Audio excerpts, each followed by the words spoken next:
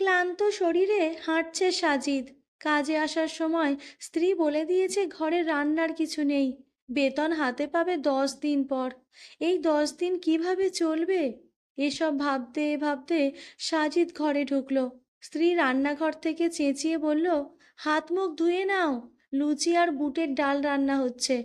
হতভম্ব হয়ে বললাম, মুদির দোকানদার বাকি দিতে রাজি হয়েছে? স্ত্রী বলল, উনি কিভাবে বাকি দিবেন? আগেরই 4,000 টাকা বাকি। এসব তাহলে পেলে কোথায়? দূর, এত প্রশ্ন করো না তো। যাও, হাত মুখ ধুয়ে আসো।